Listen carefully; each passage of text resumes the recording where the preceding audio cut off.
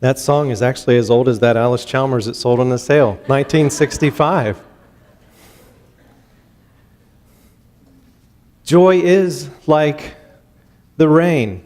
It's like raindrops. You ever sat in your car when it's starting to rain and you see the drops begin to collect and build to the point where one will run because they can't cling together anymore onto the side of the window? It's like that, like laughter that builds and runs across our pain-filled and sorrowful moments. And then sometimes just as quickly as it came, it's gone. Like it went behind a cloud. Even though the sun's not far away, sometimes it feels like joy can be. But then the sun does break through the clouds and the storms again and renews us. Psalms 30 says, "Weeping may tarry for the night, but joy comes in the morning." God will not leave us in our sorrow. He'll renew our spirits with joy when we see all that He is doing and will do for us. This song was written by Miriam Winter, one of the medical mission sisters. And as she said, when she wrote this was at the lowest point in her life. She had prepared herself to go into medical service, serving very poor and needy communities in other parts of the world, only to find out everything she prepared for kept getting canceled. And she had no options, and they wanted her then to at least try to help with music. She took a guitar, she learned 3 guitar chords, and this was the first song that she composed. And as you know, she composed many more songs throughout her lifetime. But in the moment, there wasn't a lot of joy, trying to figure out where God was going to lead her. We're looking at joy today as one of the fruits of the Spirit. I think it's a little different than the other fruits of the Spirit because joy's counterpart isn't necessarily something that we can avoid or choose not to have necessarily, like sorrow or sadness. Because some of the other opposites of the fruits, like if we are acting on them in love, it's like as in the fruit of the Spirit, love, it's hard to act in hateful ways at the same time. It's hard to be kind and be mean at the same time. Or to be self-controlled when we're acting in unrestrained ways. You know, all of those other fruits have an opposite that we wouldn't want to nurture in ourselves. And really, they're sinful things. They hurt other people. But joy is a little different. Joy is something that has to have a source. It's something that causes great delight or elation. The meaning in our call to worship that we read from 1 Peter is that joy comes from having grace or favor extended toward us when we didn't think it was ever going to be possible. In 1 Peter, this word joy, it means more than just necessarily a good feeling based out of something that happened. It also has the meaning of leaning in toward the grace that comes with that. It's like we have been extended grace, and if you're at all thinking of a definition for grace, it's something you don't deserve. It's unmerited. You can't earn it. But you've been given it by Christ. And the result is an inexpressible joy, as Peter has written in the call to worship that we use today. You know, the opposite of joy in James chapter 4, verse 9 is expressed as gloom. It's defined as a downcast look, expressive of sorrow, or it could possibly be shame, or dejection. And those things aren't sinful. They're just things that rob our joy. And sometimes when we feel that gloom or sorrow, we can remind ourselves of the source of the joy. Just turning your attention up to the stained glass of Jesus praying in the garden. Hebrews encourage us to fix our eyes on Jesus. Remember his example. The pioneer and perfecter of faith, for the joy set before him, he endured the cross, scorning its shame, and sat down at the right hand of the throne of God. We sometimes have to dig pretty deep to remind ourselves that Jesus had to endure some tough things too, but he did it for the joy that was set before him. The joy that was going to come in knowing there's a resurrection beyond the suffering, the sacrifice, and the shameful death. But what about sorrow? I mean, what about depression? Because we do have to be a little bit careful, because I think sometimes we convey this idea that if you're depressed, well, you're just not digging deep enough for the joy. Like it's a sin. Or that if you had your life together, you wouldn't be so depressed. Which can carry a certain amount of shame with it then. Something that steals our joy. Joy can be felt in the midst of those things. The psalm that Chuck read, Psalm 16, even though when you read it, it feels like wholly, like 100% positive all the way through, but it's also speaking of a reality that is like parallel with this refuge that we take in God. Knowing we feel secure in God's refuge, but we feel secure in God's refuge because there are threats that we have that can make us feel very unsafe. And David, the psalmist, did experience joy in the midst of that. In the end it says, when verse 8, I keep my eyes always on the Lord. With him at my right hand, I will not be shaken. Which means there are things that happen to us that do shake us, or they can shake us.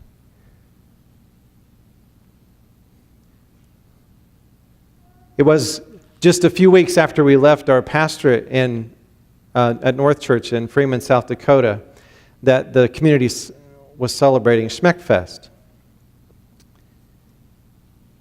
There was a young father driving with his two young daughters to Schmeckfest in Freeman, South Dakota earlier this year. And his father, I missed the first part of that. He was on his way, I think from Minneapolis, or that area anyway, to Schmeckfest, and he was hit in a head-on collision and killed. Two young daughters in the back of the car. His father, who is a part of the South Church in Freeman, was back in church the Sunday following the funeral. You know, people didn't expect him to be there, but when they asked him why he was there, he said, "This is where I need to be. This is where my people are." And staying close to God in those awful times help us to remain steadfast. When we have those things confront us that shake us in this way, it often takes the rest of you, the rest of the body, to exercise the other fruits of the Spirit so that we have some chance of regaining our joy again. And this father, whose son had just been killed, was finding that in the fellowship of South Church that morning. G.K. Chesterton, he says it very well, the poet and theologian.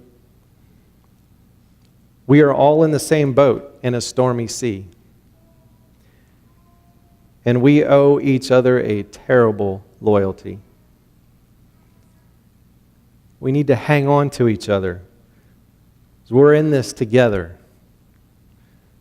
And when one is suffering, we all are suffering.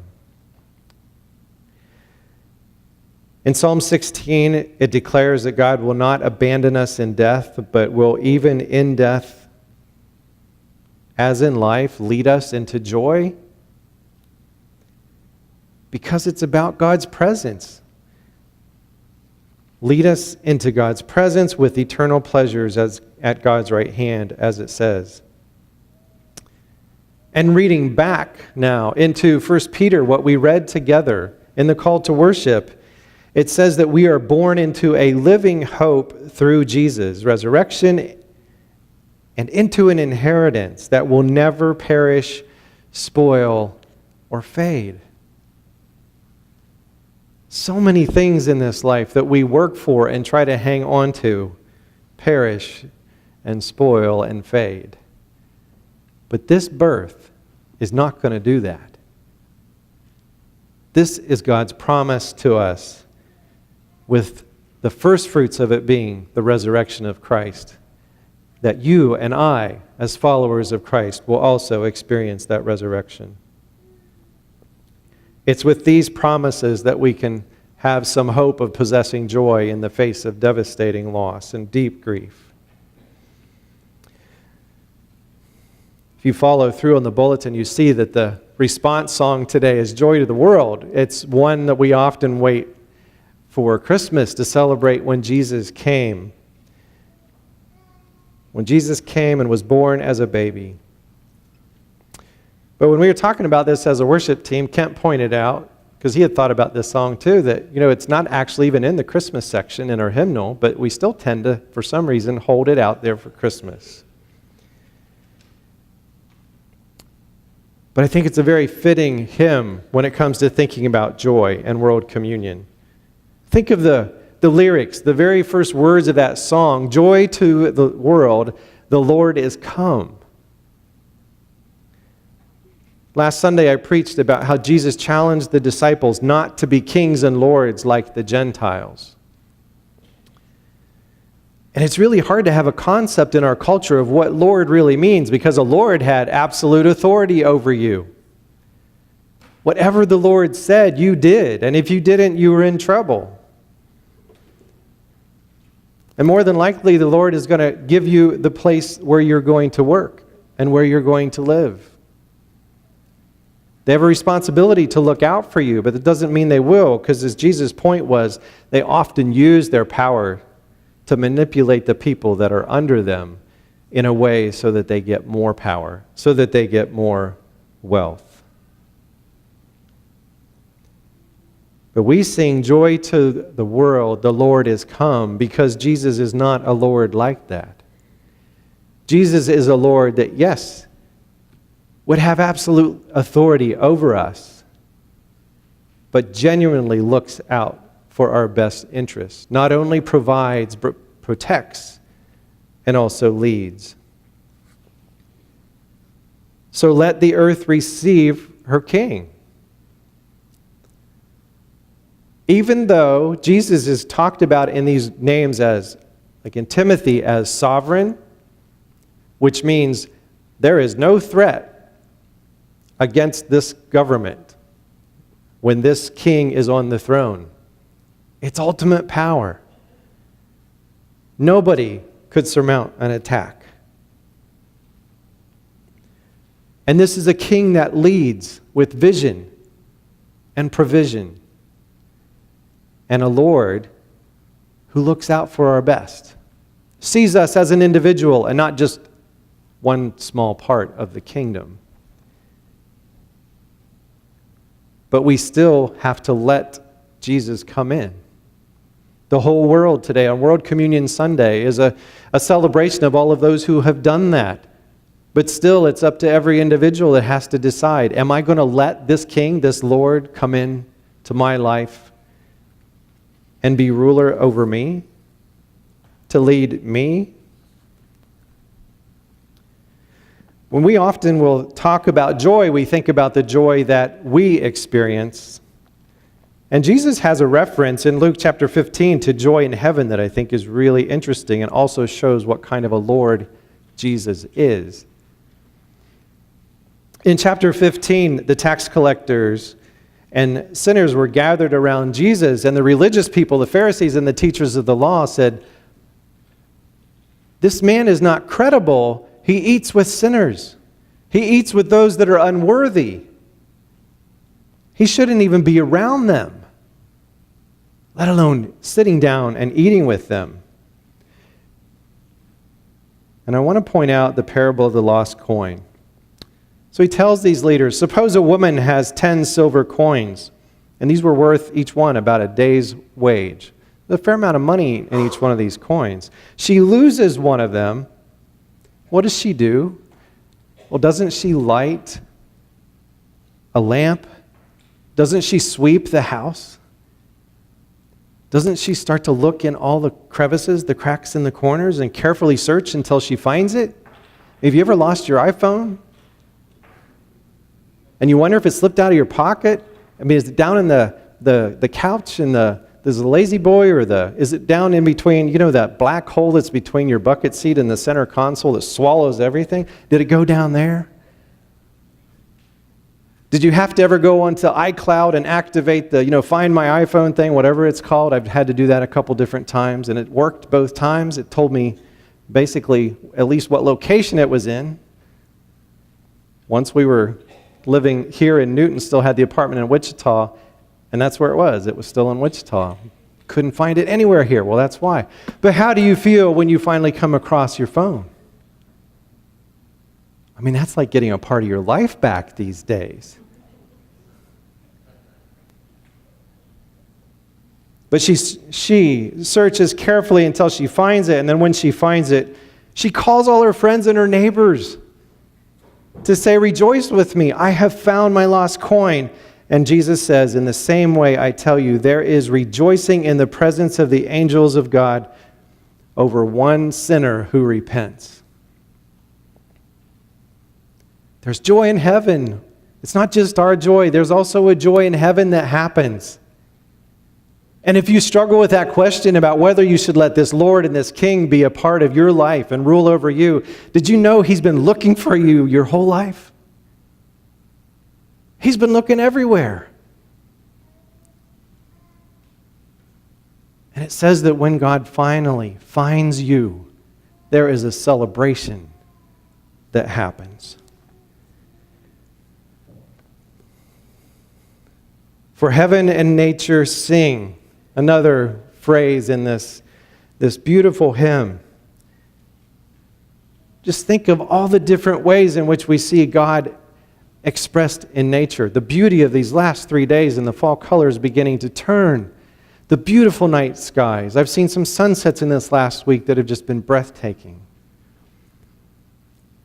And then in the sky, the stars, the universe, the galaxies, it just goes on and on and on. Heaven and earth, heaven and nature sing. And the song goes on to say, "No more let sins and sorrows grow, nor thorns infest the ground. He comes to make His blessings flow, far as the curse is found." And it's more powerful to me seeing it in print than to sing it, because it's like repeated. Removing this curse, as far as the curse is found. And I said, as far as the curse is found, far as the curse is found. There's no limit to Jesus' long reach to remove the curse. And one of the most striking lyrics in this hymn to me is that He rules the world with truth and grace. Oh, do you ever long for a leader at any level of government who will lead with truth and grace? It's like truth isn't something that we do to try to be a good leader. It's something we try to find out so that we can make other leaders look really bad. Truth can be a weapon. We can use it to destroy people or at least discredit them. And they know they can avoid truth sometimes to keep the public opinion a little bit higher than it would be if people would really be in the know. But what would it be like to have a leader who understands that to be truthful at all times and to combine it with grace is a truly beautiful thing? That would be a beautiful thing. And perhaps no one is more vulnerable to the truth than those who are under joy's opposite, feeling a sense of shame. It's a big part of the curse when we carry shame. It may not necessarily even be the truth. It could be you feel shamed by what the truth says about you, but you could also feel shamed because of what people think the truth is about you. It's a weight. And it is a weight that you can't shed yourselves. When we are feeling shame, we can't just throw it off. We can't just go down a list of the things we're going to do. We're going to be loving and kind, and we're going to show faithfulness and goodness and self-control. You can't just go through that list, do those things, and have that shame thrown off. It doesn't work that way. You can't throw the shame off yourself. Somebody else has to do it for you. Somebody else has to be able to say, you are a worthy person. You are worthy. That can throw it off the scales so that we don't deal with it anymore. But this king that we sing about in Joy to the World comes with truth and grace. In John chapter 8, a very angry crowd drug a woman out into the street, probably threw her down. She was caught in the very act of adultery. Caught in the very act. This is probably about as close as we're going to get to what public shaming in our time looks like. You know, what social media can do to publicly shame an individual. They didn't have social media back here, but this was a public shaming. This was her community throwing her into the street. Everyone was invited to come and participate. Invited to judge. Invited to show her scorn. And invited to help punish her by stoning her. For all to see, for all to judge, for all to be invited to throw stones. Wow, how shamed she must have felt. And terrified about what this community was going to do to her. And they're doing this in front of Jesus. And Jesus stands with the woman in her shame. Instead of looking at the woman, he looks at the people, the crowd, her community. And instead of condemning her, he asks the crowd a question. Who of you is without sin? What is the truth about you? What if I would tell the whole group what you did on your last trip out of town? What if I would tell everybody what you think about your neighbor's wife that you long to have for yourself? What if I started telling them everything about you? If you don't have anything to cover up yourself, then you come and look me in the eye. Tell me you're without sin, and I will place the stone in your hand. It's not exactly what Jesus said, but that's the meaning I see in that. The tension that's there, that if you are without sin, you be the first one to cast a stone. And slowly, one by one, the crowd left. And the woman's whole focus from that point on could all of a sudden be turned away from where she's been to where she's going. Because Jesus is saying, there's nobody here to condemn you anymore, is there? I'm not going to condemn you either. Go and sin no more. I think heaven found her that day. That God had been looking for her whole life, looking everywhere for her like the lost coin. And now she's been found. Jesus is a king that is full of truth and grace. And what about us? What about you? What about me? Where does shame come into our life? Where has shame stolen our joy? Your joy? Is the truth so heavy on the scales of unworthiness that nothing can ever make you feel worthy again?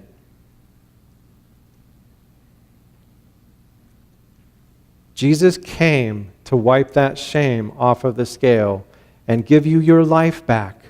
Very much like he did the lepers, who were considered unclean, a bane of society that had to be put in a separate town. Nobody would even touch them. And Jesus went to them, he touched them, he healed them, and he gave them their lives back because they could finally go back to their communities without a sense of shame. He freed them. Jesus isn't afraid to meet us where we are. And I want you to know he's been looking for you your whole life.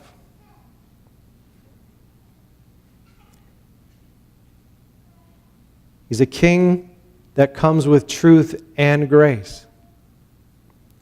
And we're going to sing now together from the hymnal worship book, the blue book, number 318. If the praise team would want to come up to get ready. We're singing these words, joy to the Lord, the world, the Lord is come. Let earth receive her King. Let every heart prepare him room. He rules with truth and grace. So no more let sins and sorrows grow, nor thorns infest the ground. He comes to make his blessings flow, far as the curse is found. Far as the curse is found. Far as the curse is found. May we repeat this sounding joy. Would you please stand together if you're able to, and let us sing this. Joy